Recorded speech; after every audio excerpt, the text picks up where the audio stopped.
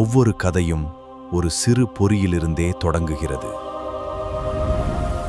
Writer சீலனின் உலகத்திற்கு உங்களை வரவேற்கிறோம். அனைவருக்கும் வணக்கம். நான் உங்கள் ரைட்டர் சீலன். நாம் கேட்டுக்கொண்டிருப்பது பரகேசரி ஆதித்த கரிகாலன் பாகம் 1, உத்தமசீலியார் காண்டம், அத்தியாயம் 69, வெற்றி முரசும் வெளி நீரும். மதுரை கோட்டையின் மேல் பட்டொலி வீசி பறந்த இரட்டை கயல் கொடி மாலை காற்றில் கம்பீரமாக அசைந்து கொண்டிருந்தது. கோட்டைக்கு வெளியே வெற்றி கொண்டாட்டத்தின் ஆரவாரம் இன்னும் அடங்கவில்லை. முரசுகள் முழங்கின, சங்குகள் ஒலித்தன. வீதிகளில் மக்கள் ஒருவரை ஒருவர் கட்டி தழுவி சுதந்திரத்தை மகிழ்ந்தனர். பல ஆண்டுகளுக்கு பிறகு பாண்டியர் மீண்டும் மதுரையின் இதயத்தில் அமர்ந்திருந்தனர். ஆனால் அதே கோட்டையின் அந்தப்புறத்தில் இருந்த ஒரு அறைக்குள் மட்டும் வெற்றியின் எந்த சத்தமும் நுழையவில்லை. அங்கு ஒரு பெண்ணின் உடைந்த இதய துடிப்பு மட்டுமே கேட்டுக்கொண்டிருந்தது. சாளரத்தின் அருகே நின்று வைகையை வெறித்தபடி பார்த்து கொண்டிருந்தாள் செண்பகமித்ரா. சற்று முன்னர் தான் அவள் தென்கொங்கில் இருந்து வந்திருந்தாள். தான் வந்த பின் எப்போதும் தன்னை காண ஓடி வரும் மகன் வீரநாராயணன் இன்னும் பெருஞ்சோற்று விழாவில் இருந்து திரும்பவில்லை என்பது அவளுக்கு ஏமாற்றமாகவும் புதியதாகவும் இருந்தது. உப்பரிகையில் நின்று வடக்கே நோக்கி அவளது கண்கள் வைகையை காணவில்லை. அதை கடந்து நூற்றுக்கணக்கான காத தூரத்தில் இருந்த இளவரசனின் முகத்தையே பார்த்து கொண்டிருந்தன என்பதை விட நினைத்து கொண்டிருந்தன என்று கூட தாராளமாக சொல்லலாம். உத்தமசீலி மெல்ல அவளது விரல்கள் சாளரத்தின் கல் விளிம்பை தடவின. ஏன்? அந்த ஒற்றை சொல் மட்டும் அவளது உதடுகளை விட்டு வெளியேறியது. ஏன் உத்தமா? கண்களை மூடினாள். அந்த கணமே நினைவுகள் வெள்ளமாய் கரை புரண்டன. அந்த ஓலையை அவனுக்கு அனுப்பிய அந்த நாள் அவள் முன்னால் வந்து நிழலாடியது. எவ்வளவு நடுங்கினாள் அன்று! ஒருபுறம் தான் வளர்த்த மகன், மறுபுறம் தன் காதலன். இருவரில் யாருக்கும் துரோகம் செய்யாமல் இருக்க முயன்று முடியாமல் போய் மகனின் தந்திர நடவடிக்கைக்கு எதிராக நின்று உத்தமனை எச்சரித்தாள். ஆனால் உத்தமன் அந்த ஓலையை படித்தும் ஏன் மதுரையை விட்டு அகன்றான்? குறைவான வீரர்கள் வசம் கோட்டையை ஏன் விட்டு சென்றான்? அந்த கேள்விகள் தான் இப்போது அவளது உயிரை மெதுவாக குடித்துக் கொண்டிருந்தது. இல்லை, மெல்ல தலையசைத்தாள். அது உத்தமன் இல்லை, அவன் ஓடுபவனும் இல்லை. ஒரு கோட்டையை காப்பாற்ற 1000 உயிர்கள் போனாலும் கடைசி மூச்சு வரை வாளெடுப்பவன். அவளது மார்பு வேகமாக ஏறி இறங்கியது.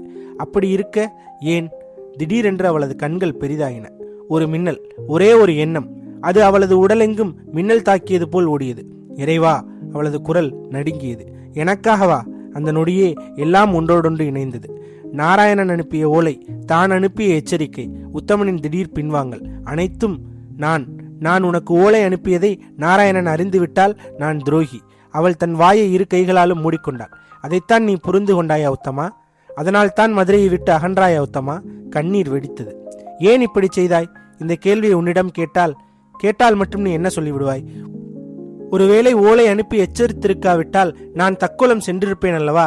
இப்போது உன் ஓலை வரவில்லை என்று நினைத்து தக்கோலம் சென்றேன் என்று சிரித்து கொண்டே பதில் சொல்வாய். முட்டாள்! என் மீது யாருக்கும் சந்தேகம் வரக்கூடாது என்பதற்காக இன்னும் எத்தனை தியாகம்தான் செய்வாய் முட்டாள் உத்தமா? அவளால் நிற்க முடியவில்லை. அப்படியே அருகில் இருந்த ஆசனத்தில் சரிந்து அமர்ந்தாள். நீ எப்போதுமே இப்படித்தான். உன்னை பற்றி ஒரு நாளாவது நினைத்ததுண்டா?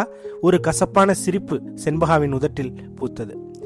அன்று வைப்பாற்றின் கரையில் ஸ்ரீவல்லபருக்காக என்னை விட்டுக் கொடுத்தாய்.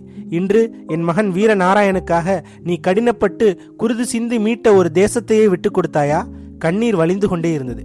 என்ன காதல் இது உத்தமா? நான் யார்? ஒரு பெண். எனக்காக சோழ மண்ணின் கௌரவத்தையே தியாகம் செய்தாயா? அவள் தன் நெஞ்சை ஓங்கி அடித்து கொண்டாள். பாவி! நான் தான் அந்த ஓலையை அனுப்பியிருக்கவே கூடாது. உன்னை எச்சரித்திருக்கவே கூடாது.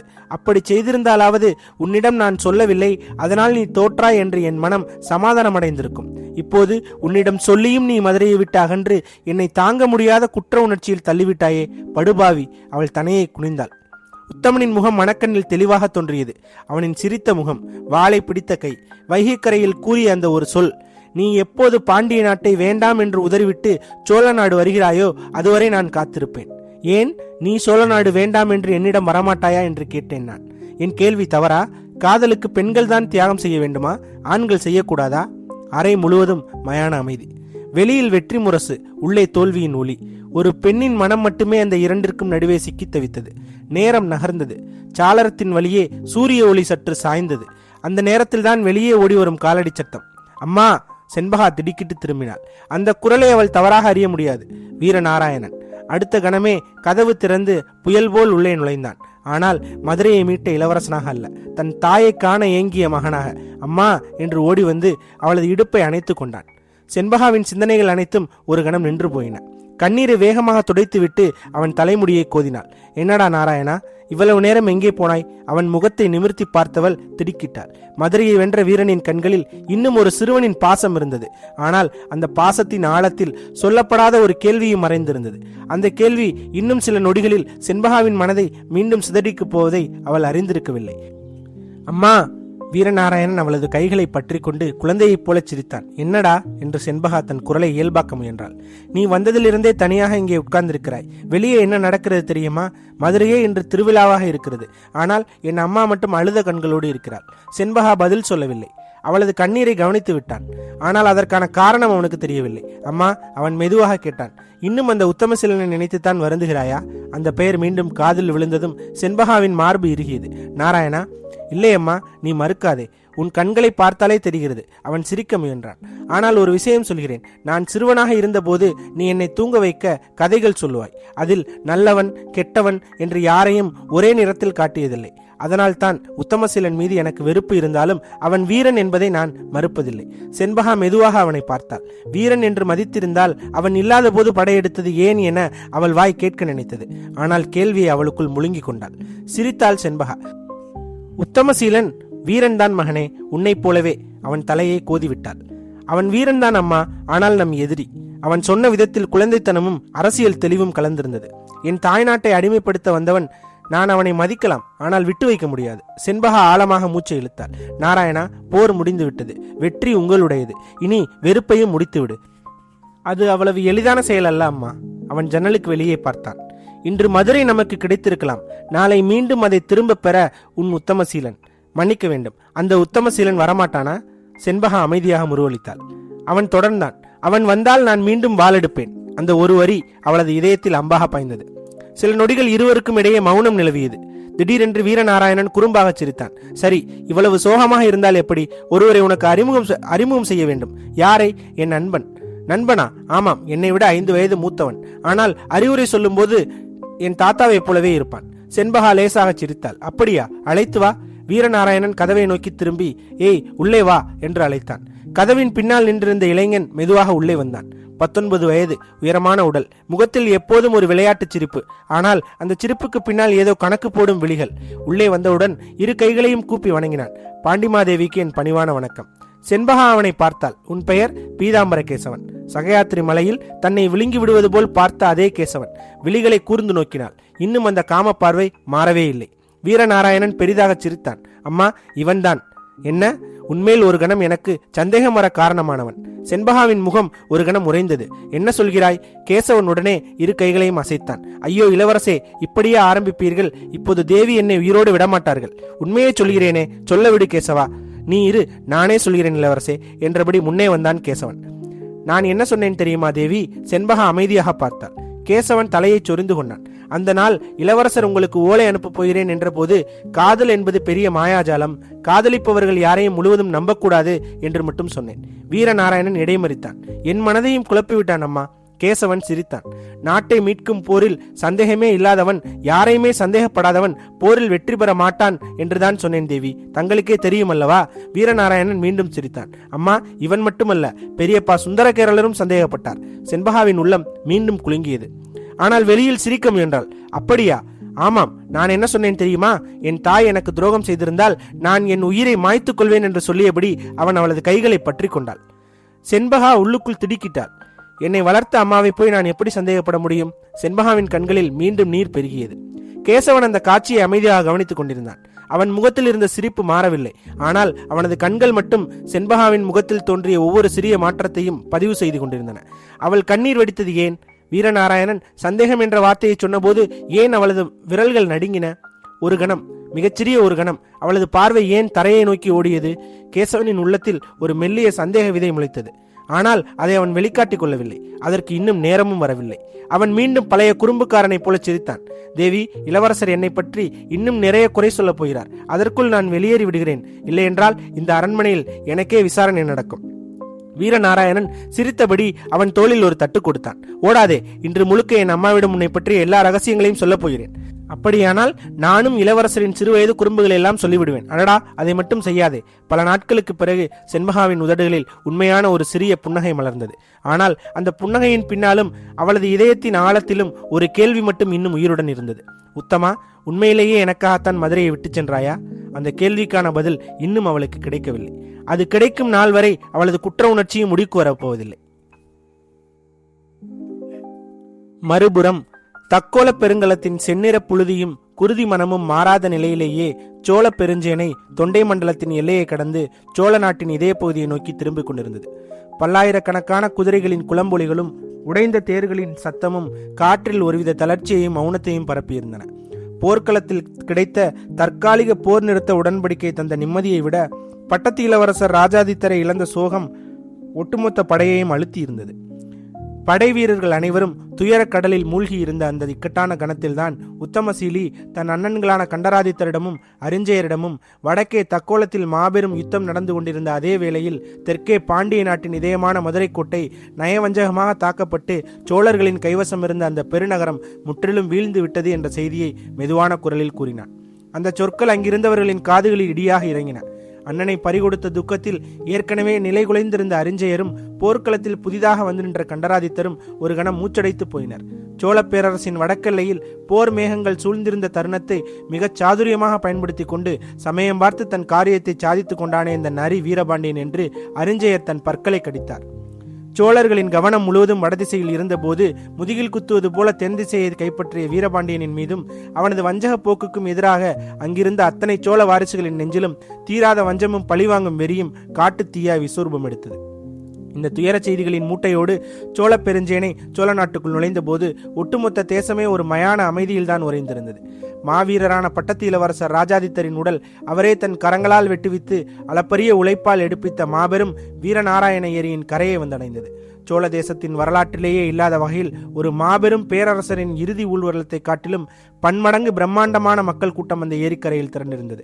முன்னொரு காலத்தில் சோழ பேரரசர் ஆதித்த சோழர் மறைந்த போது கூடிய கூட்டத்தை காட்டிலும் இளவரசர் ராஜாதித்தரின் இறுதி நிகழ்வுக்கு கூடி நின்ற மக்கள் திரள் எல்லையற்றதாக இருந்தது. வீதி எங்கும் ஏரிக்கரை எங்கும் முரசுகள் நெஞ்சு புழக்கும் ஒளியோடு முழங்க மக்களின் அழுகுரல் காவிரியை தாண்டி எதிரொலித்தது. அன்றொரு நாள் சோழ அரண்மனையின் பெரிய அரசவையில் பேரரசர் பராந்தகர் தன் மூத்த மகனான ராஜாதித்தரை வாழ்த்திய போது சோழ தேசத்தின் சக்கரவர்த்தி ஆவாய் என்று வாயார ஆசீர்வதிக்க மறந்த அந்த ஒரு துரதிருஷ்டமசமான நிகழ்வை மக்கள் அழுது கொண்டே நினைவு கூர்ந்தனர். அந்த பிழையினாலோ என்னவோ தன் தந்தையின் ஆசியை பெறாததால் அவர் சக்கரவர்த்தியாக அரியணை ஏறாமலேயே அமரராகி போய்விட்டாரே என்று சோழ நாட்டு மக்கள் நெஞ்சில் அடித்து கொண்டு புலம்பி தீர்த்தனர். தன் மகள், தன் அருமை பேரன், தன் அன்பான மருமகன் என அனைவரையும் அடுத்தடுத்து இழந்து இறுதியில் தன் இன்னுயிரையும் போர்க்களத்தில் தியாகம் செய்து சோழ சிம்மாசனத்தில் அமர கொடுத்து வைக்காமல் மறைந்தாரே அந்த மாவீரர் என்ற அளவற்ற அனுதாபம் மக்களை கூட்டம் கூட்டமாக கொண்டு வந்து சேர்த்திருந்தது. ஒரு பெரும் வீரருக்குரிய முழு அரசு மரியாதையுடனும் பல்லாயிரக்கணக்கான வேளக்கார படை வீரர்களின் குருதி வணக்கத்துடனும் ராஜாதித்தரின் உடல் அவரால் உருவாக்கப்பட்ட அந்த வீராணம் ஏரியின் கரையில் தகனம் செய்யப்பட்டது. அந்த இறுதி ஊர்வலம் தொடங்கி அனைத்து சடங்குகளும் நிறைவடைந்து மக்கள் கலைந்து செல்லவே முழுதாக 2 நாட்கள் ஆகின. காற்றில் பறந்த சாம்பல் துகள்களோடு சேர்ந்து சோழ நாட்டின் பழைய சாபங்களை பற்றிய பேச்சுகளும் பல வீடுகளின் இரவு நேர உரையாடல்களாக மெல்ல மெல்ல கிளம்பின. பிற்கால சோழ அரச வம்சத்தில் மூத்த மகனாக பிறப்பவனுக்கு நாடாளும் ராசியும் கொடுப்பினையும் வாய்க்காது என்ற 100 ஆண்டு பழமையான பேச்சு மீண்டும் விஸ்வரூபம் எடுத்தது. சோழ பேரரசை தோற்றுவித்த மாவீரர் விஜயாலயரின் மூத்த மகன் பிறக்கும் போதே இறந்து பிறந்ததாகவும் இரண்டாவதாக பிறந்த ஆதித்த சோழரே பேரரசராக முடிசூடினார் என்றும் முதியவர்கள் முணுமுணுத்தனர். அது 100 ஆண்டு பழைய செய்திதான் என்றாலும் இதோ இப்போது அரியணையில் இருக்கும் பராந்தகரே கூட தன் தந்தைக்கு மூத்த பிள்ளை இல்லைதானே. மூத்தவராக பிறந்த கன்னரத்தேவன் மன்னராக முடியாமல் அவர் தம்பி பராந்தகர் தானே சக்கரவர்த்தியானார் என்று மக்கள் தங்களுக்குள் விவாதித்துக் கொண்டனர். இப்போது பராந்தகரின் மூத்த பிள்ளையான ராஜாதித்தருக்கும் அதே துரதிருஷ்டம் தொடர்கிறது என்றால் சோழ சாம்ராஜ்யத்திற்கும் மூத்த பிள்ளைகளுக்குமான அந்த இருண்ட சாபம் 3ஆம் தலைமுறையாகவும் தொடர்கிறதே என்று மக்கள் அச்சத்தோடு பேசினர். அந்த வகையில் பார்த்தால் கண்டராதித்தரின் மகனான மதுராந்தகனும் அரிஞ்சயரின் மகனான சுந்தர சோழனும் ஒரு பெண் பிள்ளைக்கு பின் பிறந்தவர்கள் என்பதால் இந்த மூத்த பிள்ளைக்கான சாபராசி இருவருக்கும் பொருந்தாது என்ற கணிப்புகளும் உலா வந்தன. அப்படியானால் சுந்தர சோழரின் மூத்த மகனாக தற்போது வெறும் 8 வயது சிறுவனாக இருக்கும் ஆதித்த கரிகாலனின் விதிதான் பிற்காலத்தில் என்னாக போகிறதோ என்று சிலர் கவலைப்பட, வேறு சிலரோ ஆதித்த கரிகாலன் மன்னராக வாய்ப்பே இல்லை, இனி சோழ தேசம் கண்டராதித்தரின் வம்சத்தினரால் மட்டும்தான் ஆளப்படும் என்று அடித்து கூறினர். திறமையும் போர்க்கள தகுதியும் இல்லாத ஒரு குடும்பத்திற்கு அரச பதவி தேடி போகிறதே என பலவாறான மாறுபட்ட உரையாடல்கள் சோழ நாட்டின் மூலை முடுக்கெங்கும் விவாதிக்கப்பட்டன. இறுதிச் சடங்குகள் முடிந்த கையோடு உத்தமசீலியும் சுந்தர சோழனும் ஆதுர சாலையில் சிகிச்சையில் இருந்த ஒற்றற்படை துணைத் தளபதி அனுபவாவை சந்தித்தனர். காயமுற்றிருந்த அனுபவாவின் முகம் துக்கத்தாலும் அவமானத்தாலும் இறுகியிருந்தது. உத்தமனை பார்த்ததும், அனுபமா, மதுரை வஞ்சகமாக தாக்கப்பட போகும் செய்தி உனக்கு முன்கூட்டியே தெரியுமா? ஒற்றற்படைக்கே வராத தகவல் உனக்கு எப்படி தெரிந்தது? அதனால் தான் தக்கோலம் புறப்படும் முன் மதுரை கோட்டையை விட்டு இத்தனை பேரை அழைத்துச் செல்ல தயங்கினாயா என்று ஆழமாக கேட்டாள். அதற்கு உத்தமன், எனக்கு முன்கூட்டியே எந்த தகவலும் வரவில்லை, அது ஏதோ ஒரு இனம் புரியாத உள்ளுணர்வு என்று சமாளித்தான். அவனது பதிலை ஏற்கும் நிலையில் இல்லாத அனுபமா தன் சகோதரனின் கண்களை நேருக்கு நேர் பார்த்து, உள்ளுணர்வா உத்தமா? என்னை ஏமாற்றாதே. அந்த உள்ளுணர்வு என்ற பெயரில் உனக்கு எச்சரிக்கை செய்தது தென்கொங்கில் இருக்கும் அந்த சிங்கள இளவரசி செண்பகமித்ராதானா என்று கடும் கோபத்தோடும் சீற்றத்தோடும் கடிந்து கொண்டாள். உத்தமசீலி மௌனமாக தலை குனிந்து கொள்ள, சூழலின் இறுக்கத்தை போக்க நினைத்த உத்தமன் தன் பார்வையை மாற்றி அவளை மரண வாயிலிருந்து தூக்கி கொண்டு வந்த ரேவதாசனை திரும்பி பார்த்தான். ரேவதாசா, நீ மட்டுமன்றி என் சகோதரியின் உயிரை காத்து அந்த சுரங்கப்பாதைக்குள் அழைத்து வந்திருக்காவிட்டால் சோழ ரத்தம் பாண்டியனின் காலடியில் விழுந்திருக்கும். உனது விசுவாசத்திற்கு இந்த சோழ குலம் என்றும் கடமைப்பட்டிருக்கிறது என்று மனதார பாராட்டினான். தொடர்ந்து அனுபமாவின் குரலில் முதன்முறையாக ஒரு பயத்தின் நடுக்கம் தெரிந்தது. மதுரை கோட்டையின் நடுமுற்றத்தில் காந்தலூர் சாலையின் முன்குடும்பி அந்தன வீரர்கள் நிகழ்த்திய அமானுஷ்யமான போர்க்கலை சாகசங்களை, அவர்கள் காற்றில் பறந்து வாள்களை சுழற்றி சோழ வீரர்களின் கால் நரம்புகளையும் உறுப்புகளையும் நொடியில் அறுத்த கொடூரத்தை அவள் பயத்தோடு விவரித்தாள். அப்போது அங்கே ஓடி வந்த 8 வயது சிறுவன் ஆதித்த கரிகாலன் அச்சூழ்நிலையின் தீவிரத்தை உணராமல் தன் சிறிய தாத்தாவான உத்தமசீலியையும் பாட்டியான அனுபவாயும் தன் பிஞ்சு கரங்களால் இறுக கட்டிக்கொண்டான். காந்தலூர் சாலையின் அந்த அசுர வீரியத்தை பற்றி ரேவதாசனும் விளக்கினான். அப்போது உத்தமசீலி சிந்தனையில் ஆழ்ந்து, ரேவதாசா, காந்தலூர் சாலை இத்தனை வீரியமும் அசைக்க முடியாத போர்த்திறனும் நிறைந்தது என்றால் நம் சோழ வாரிசான அந்த ஆதித்த கரிகாலனையும் ஏன் அங்கே அனுப்பி படிக்க வைக்க கூடாது? அவனும் அந்த வித்தைகளை கற்றுக்கொண்டால் சோழத்துக்கு பெருமைதானே என்று கேட்டான். அதற்கு ரேவதாசன் கைகுப்பி மறுத்து, இளவரசே, அது சாத்தியமில்லை. காந்தலூர் சாலையின் கதவுகள் அத்தனை பேருக்கும் திறப்பதில்லை. அங்கே கடுமையான உயர்குடி சத்திரிய பிராமணர்களுக்கும் நாடுகளின் பட்டத்து இளவரசர்களுக்கும் மட்டுமே ஆயுத பயிற்சியும் வர்மக்கலையும் கற்றுத்தரப்படும் என்று கடுமையான விதி உள்ளது என்று அதன் ரகசிய விதியை விளக்கி கூறினான். இதை கேட்டுக்கொண்டிருந்த சுந்தர சோழனின் முகம் கோபத்தால் சிவந்தது. அவன் காந்தலூர் சாலையின் தந்திரங்களை வன்மத்தோடு திட்டி, அந்த காந்தலூர் விஷம் நசுக்கப்பட வேண்டிய ஒன்று. நயவஞ்சகமும் துரோகமும் கற்றுக் கொடுக்கும் அந்த சுடுகாட்டு பள்ளியில் என் மகன் படிக்க வேண்டிய அவசியமே இல்லை. அந்த நச்சுச்சாலையை என் வாளால் அழிப்பேனே தவிர என் மகனை அங்கு அனுப்ப மாட்டேன் என்று ஆவேசமாக கடிந்து கொண்டான். உத்தமசீலி அவனது தோலை தட்டி, மகனே, நல்ல கல்வி எங்கு கிடைத்தாலும் அதை நாம் நல்ல காரியங்களுக்கும் தர்மத்திற்கும் பயன்படுத்துவதில் என்ன தவறு இருக்க முடியும் என்று சமாதானம் செய்ய முயன்றான். ஆனால் சுந்தர சோழன் தன் விரக்தியை தாங்க முடியாமல், அட பொங்கல் சிற்றப்பா, என் மகன் என்ன இந்த சோழ தேசத்தை நாடாளவா போகிறான்? அவனது விதி என்னவென்று நமக்கு தெரியாதா? ஏதோ ஒரு படைப்பிரிவுக்கு தளபதியாகி சோழக்குடியை காப்பான், அவ்வளவுதான். அதற்கு இந்த வீரம் போதும் என்று தன் மனதை தேற்றிக்கொள்ளும் துணியில் ஆறுதல் பட்டு கொண்டான். அதை கேட்ட உத்தமசீலி அவனது தோலை பற்றியபடி, யார் கண்டார் மகனே? காலத்தின் பகடை எப்படி உருளும் என்று யாருக்கு தெரியும்? ஒருவேளை அவனும் ஒரு நாள் இந்த ஒட்டுமொத்த சோநாட்டின் மாபெரும் சக்கரவர்த்தியாக முடிசூடலாம் என்று போகிற போக்கில் ஒரு தீர்க்க தரிசன வார்த்தையை சொல்லிவிட்டு நகர்ந்தான். அதன் பின் தஞ்சை அரண்மனையின் மாபெரும் கொலு மண்டபத்தில் மறைந்த பட்டத்து இளவரசர் ராஜாதித்தருக்கான நினைவஞ்சலி அரசவை கூடுவியது. அரியணையில் அமர்ந்திருந்த பேரரசர் பராந்தகர் தன் மூத்த மகனை இழந்த துக்கத்தால் உடல் தளர்ந்து முகத்தில் முதுமையின் கோர ரேகைகள் படர ஒரு அணைந்து போகும் விளக்கைப் போல பிரகாசமாய் அமர்ந்திருந்தார். அவையினரின் முன்னிலையில் ராஜாதித்தரின் அசாத்திய போர்க்கள பராக்கிரங்களும் அவர் தொண்டை மண்டலத்தை காக்க தன் உயிரை தியாகம் செய்த வீரமும் அதிகாரப்பூர்வமாக நினைவு கூறப்பட்டது. போர்க்களத்தில் வீர மரணம் எய்திய மாவீரர்களுக்கான புகழ்பாக்கள் ஓதப்பட்டு இறுதியாக தக்கோலப் போரிலும் மதுரை கோட்டையிலும் உயிரிழந்த வீரர்களின் எண்ணிக்கை விவரம் ஓலை நாயகனால் வாசிக்கப்பட்டது. அந்த எண்ணிக்கை பட்டியலை உன்னிப்பாக கவனித்த அனுபமா, உத்தமசீலி மற்றும் ரேவதாசன் ஆகிய மூவரின் புருவங்களும் சற்றென்று சுருங்கின. தக்கோல போர்க்களத்தில் இளவரசர் ராஜாதித்தரின் அணுக்கப்படையாக அவருக்கு இருபுறமும் அரணாக நின்று போரிட்ட 10,000க்கும் மேற்பட்ட சேரநாட்டு படைகளின் பிரிவில் உயிரிழப்புகளும் காயமடைந்தவர்களின் எண்ணிக்கையும் மிக மிக குறைவாக, துளியும் நம்ப முடியாத அளவில் இருந்தது. மூவரும் அதிர்ச்சியோடு ஒருவர் ஆழமாக பார்த்து கொண்டார். மதுரை கோட்டையை காந்தலூர் சாலை வீரர்கள் மிக எளிதாக ஊடுருவி மீட்டதற்கும், தக்கோல போர்க்களத்தில் சோழ இளவரசரின் அணுக்கப்படையாக இருந்த சேர வீரர்கள் போரிடாமல் தாமதித்ததற்கும் இடையே ஏதோ ஒரு மாபெரும் கண்ணுக்கு தெரியாத வஞ்சகம் சம்பந்தம் இருக்கிறதோ என்று பயங்கர சந்தேகம் மூவரின் மனதிலும் உதித்தது. அரசவையின் விவாதம் தொடங்குவதற்கு முன்பே மதுரை கோட்டையை எதிரியிடம் இழந்த பெரும் தோல்விக்கு தானே முழு பொறுப்பேற்பதாக கூறி சோழ ஒற்றற்படையின் துணைத் தளபதி பதவியிலிருந்து விலகுவதாக அனுபமா அறிவித்திருந்தார். அவளது அறிவிப்பை தொடர்ந்து அவையில் இருந்தவர்கள் உடனே மதுரையை மீட்கும் அடுத்த கட்ட படையெடுப்பு அறிவிப்பை பேரரசரிடமிருந்து ஆவலோடு எதிர்பார்த்தனர். அதுபோல சுந்தரச்சோழனும் இழந்த தொண்டை மண்டலத்தையும் கட்சியை மீட்கும் போர் பிரகடனத்தை எதிர்பார்த்து காத்திருந்தான். ஆனால் தன் மூத்த மகனை பலி கொடுத்த துக்கத்திலிருந்து மீளாத பேரரசர் பராந்தகர் உடனடியாக தன் எஞ்சிய புதல்வர்களையும் போர்க்களத்திற்கு அனுப்பி பலி கொடுக்க விரும்பாமல் மதுரை மீட்பு பற்றியோ தொண்டை மண்டல மீட்பு பற்றியோ ஒரு வார்த்தை கூட பேசாமல் கனத்த மௌனத்தோடு அவையை இப்போதைக்கு ஒத்திவைப்பதாக அறிவித்தார்.